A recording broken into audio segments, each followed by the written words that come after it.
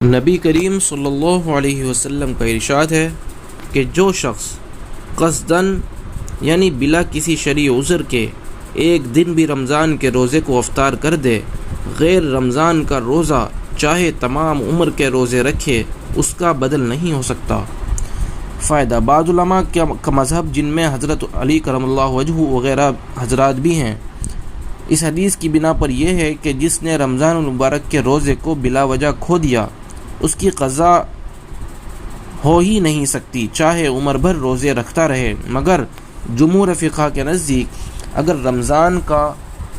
ایک روزہ رکھا ہی نہیں تو ایک روزے کے بدلے ایک روزے سے قضا ہو جائے گی، اور اگر روزہ رکھ کر توڑ دیا تو قضا کے ایک روزے کے علاوہ 2 مہینے کے روزے کفارے کے ادا کرنے سے فرض ذمے سے ساقط ہو جائے گا۔ البتہ وہ برکت اور فضیلت جو رمضان المبارک کی ہے ہاتھ نہیں آ سکتی، اور اس حدیث پاک کا مطلب یہی ہے کہ وہ برکت ہاتھ نہیں آ سکتی کہ جو رمضان شریف میں روزہ رکھنے سے حاصل ہوتی ہے۔ یہ سب کچھ اس حالت میں ہے کہ بعد میں قضا بھی کر دے، اور اگر سرے سے رکھے ہی نہیں، جیسا کہ اس زمانے کے بعض فساق کی حالت ہے، تو اس کی گمراہی کا کیا پوچھنا۔ روزہ ارکان اسلام سے ایک رکن ہے۔ نبی کریم صلی اللہ علیہ وسلم نے ارشاد فرمایا، نبی کریم صلی اللہ علیہ وسلم نے اسلام کی بنیاد 5 چیزوں پر ارشاد فرمائی ہے۔ سب سے اول توحید و رسالت کا اقرار، اس کے بعد اسلام کے 4 مشہور رکن نماز، روزہ، زکوٰۃ، حج۔ کتنے مسلمان ہیں جو مردم شماری میں مسلمان شمار ہوتے ہیں لیکن ان 5 میں سے ایک کے بھی کرنے والے نہیں۔ سرکاری کاغذات میں وہ مسلمان لکھے جائیں مگر اللہ کی فہرست میں وہ مسلمان شمار نہیں ہو سکتے۔ حتیٰ کہ حضرت ابن عباس رضی اللہ عنہ کی روایت میں ہے کہ اسلام کی بنیاد 3 چیز پر ہے: کلمہ شہادت اور نماز، روزہ۔ جو شخص ان میں سے ایک بھی چھوڑ دے وہ کافر ہے، اس کا خون کر دینا حلال ہے۔ علماء نے ان جیسی روایت کو انکار کے ساتھ مقید کیا ہو یا کوئی تعویل فرمائی ہو، مگر اس سے انکار نہیں کہ نبی کریم صلی اللہ علیہ وسلم کے ارشادات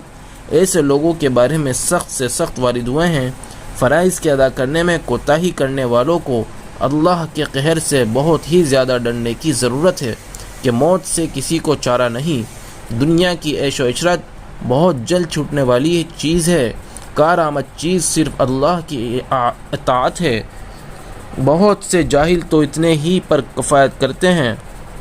کہ روزہ نہیں رکھتے، لیکن بہت سے بددین زبان سے بھی اس قسم کے الفاظ بک دیتے ہیں کہ جو کفر تک پہنچا دیتے ہیں۔ مثلاً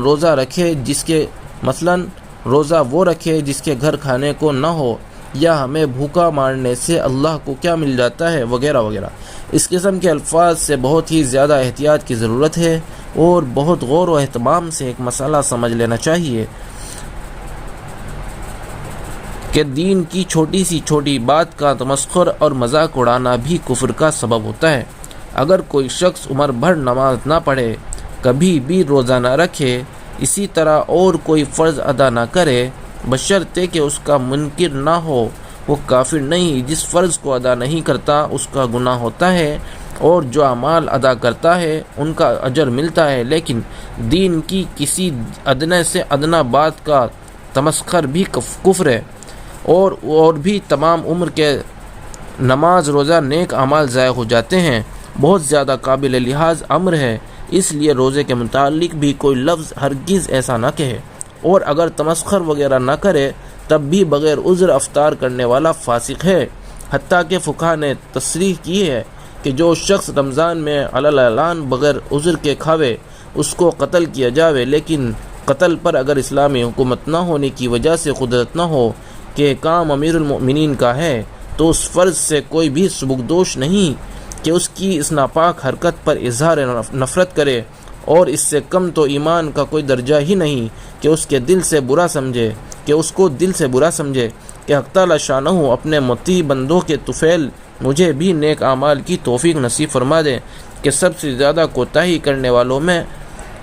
ہوں۔ فصل اول میں 10 حدیثیں کافی سمجھتا ہوں کہ زمانے کے ماننے والے کے لیے ایک بھی کافی ہے، جائے کا تل کا عشرۃ کاملہ، اور نہ ماننے والوں کے لیے جتنا بھی لکھا جائے بیکار ہے۔ حق تعالی شانہ سب مسلمانوں کی سب مسلمانوں کو عمل کی توفیق نصیب